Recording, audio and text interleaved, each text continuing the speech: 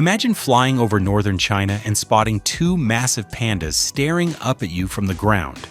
Except these pandas aren't alive.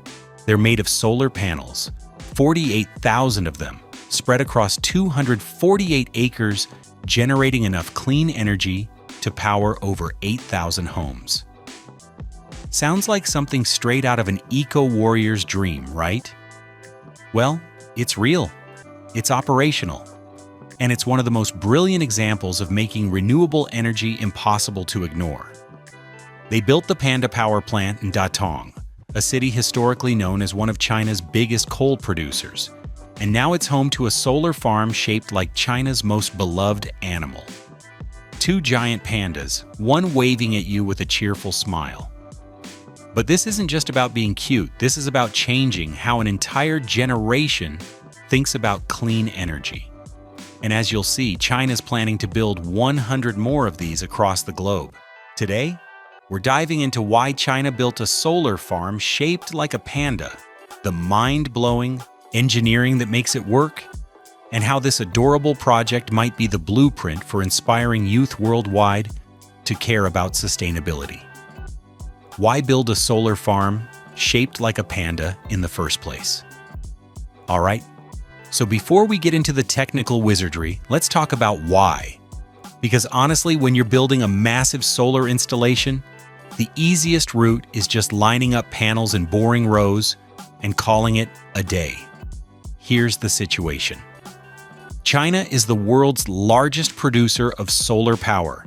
They're adding gigawatts of capacity faster than any nation on Earth. But here's the problem. Young people weren't engaged. They saw solar farms as just another industrial project. Rows of blue panels sitting in fields, functional but completely uninspiring. How do you get teenagers excited about renewable energy when it looks like every other piece of infrastructure? China's answer? Make it adorable. The idea actually came from a teenager herself, Ada Lee Yantung, a 15-year-old from Hong Kong, pitched the concept at a United Nations Youth Climate Conference in 2015. She proposed that if you want young people to care about green energy, you need to make it visually exciting, something that makes them smile. The UN Development Program loved it, partnered with Panda Green Energy Group, and decided to make it happen. Now you're probably thinking, okay, so they wanted to inspire kids, but why pandas specifically? Simple. The panda is China's national treasure, the symbol of wildlife conservation, an animal that represents endangered species protection and environmental awareness. If you're going to build something that grabs attention globally, you build it in the shape of the one animal everyone on the planet recognizes and loves. And here's the kicker. They built it in Datong, a city in Shanxi province that for decades was synonymous with coal mining. This is a place where the economy ran on fossil fuels, where coal was king.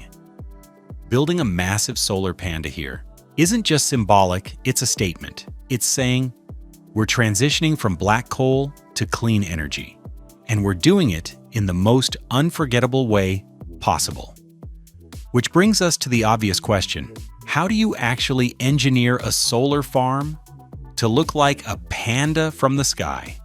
The engineering challenge? Designing pandas with solar panels. Okay, let's talk about the technical side, because making a solar farm look like a panda from above isn't just about arranging panels randomly. The Datong Panda power plant covers 248 acres, roughly 100 hectares. From the ground, it looks like any other solar installation. But from a drone or satellite view, two giant pandas, crystal clear, with one literally waving. Here's how they pulled it off. The design uses two different types of solar technology to create color contrast. The black parts, the ears, eyes, arms, and legs, are made from monocrystalline silicon solar cells, the traditional dark panels you see on rooftops.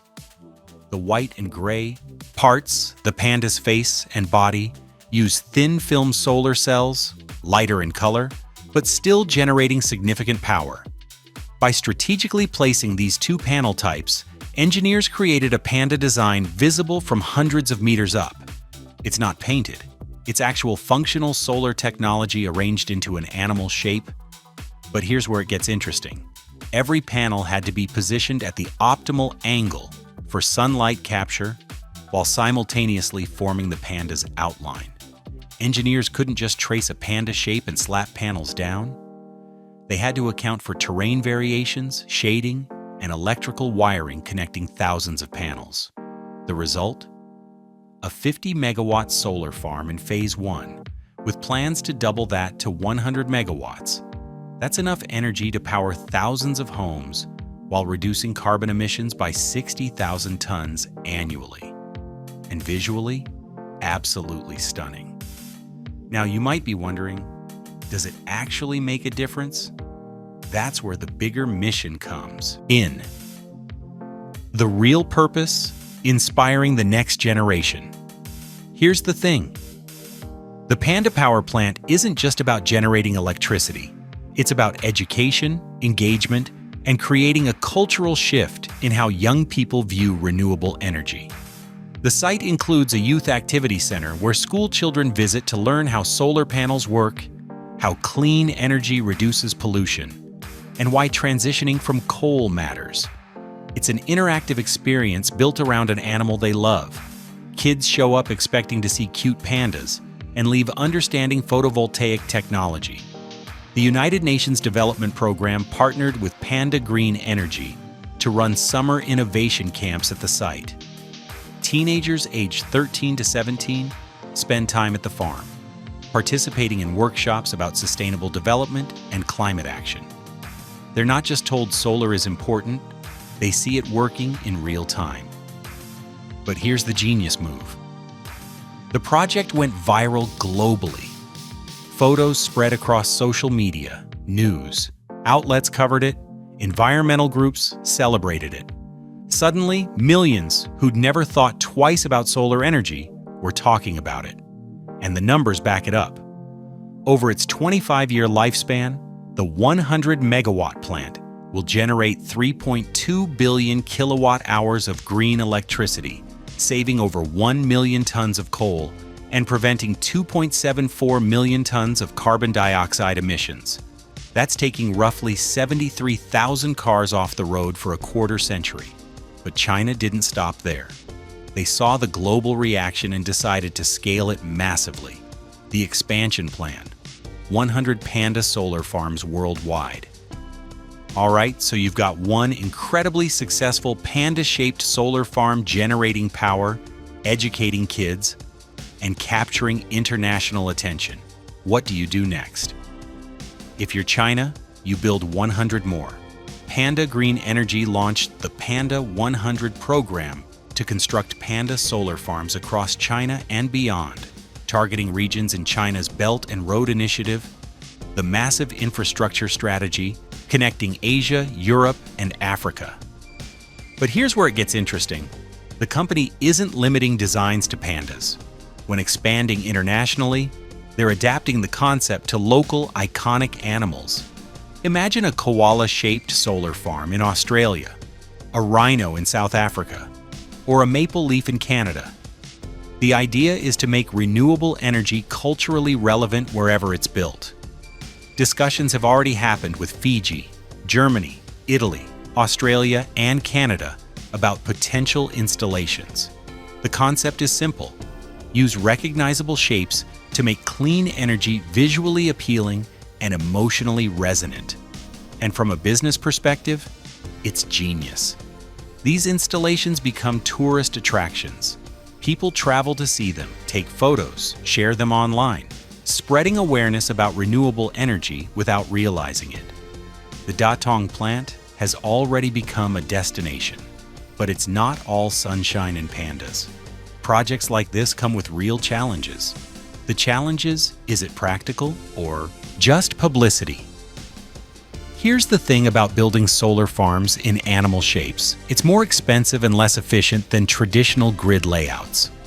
When you arrange panels in rows, you can optimize every angle for maximum sunlight.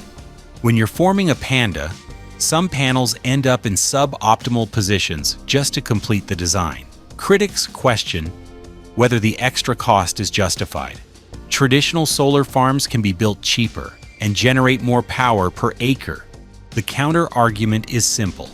Inspiration and education have value that efficiency calculations don't capture. If a panda-shaped solar farm inspires 1,000 kids to pursue careers in renewable energy, the long-term impact far exceeds the short-term efficiency loss. If it makes solar power viral and reaches millions who'd otherwise never engage, that's worth the investment. And solar panel costs have dropped dramatically, making projects like this more feasible than ever. China manufactures panels at massive scale, driving prices down to where experimental designs become economically viable. But one thing is clear, the Panda power plant proved that renewable energy doesn't have to be invisible or boring. It can be bold, creative, and culturally significant. What this means, when sustainability meets creativity, here's what's really happening. This isn't just about one solar farm shaped like a panda. It's about redefining how we communicate clean energy, especially to young people who will inherit the climate crisis. For decades, renewable energy was marketed through statistics and scientific arguments. Solar reduces carbon by X%. All true, all important, but completely uninspiring to most people, especially teenagers. The Panda Solar Farm flipped that script. It made renewable energy visual, emotional, and shareable. It turned infrastructure into a cultural phenomenon, and it proved you can inspire action through creativity just as effectively as through data. When kids visit Datong and see thousands of panels forming their favorite animal, they don't just learn that solar works, they feel excited about it. They want to tell friends. They take photos. They start conversations. And some decide to pursue renewable energy careers because they saw something that made them believe the future could be both sustainable and beautiful.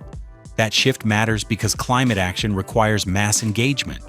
We need millions of people caring enough to demand change, to support green policies, to choose renewable energy. And if building solar farms in the shapes of beloved animals helps achieve that, the extra cost is absolutely worth it. So where does this lead? What happens when creative renewable energy projects become the norm? When inspiring the next generation becomes as important as pure efficiency? Honestly, we're starting to find out. Alright guys, that's it for today's video. If you enjoyed learning about one of the world's most creative approaches to renewable energy, make sure you hit that like button and subscribe to the channel. Turn on notifications so you don't miss our next video because trust me, we've got some fascinating topics coming up. And here's a question for you. If you could design a solar farm in the shape of any animal, what would you choose?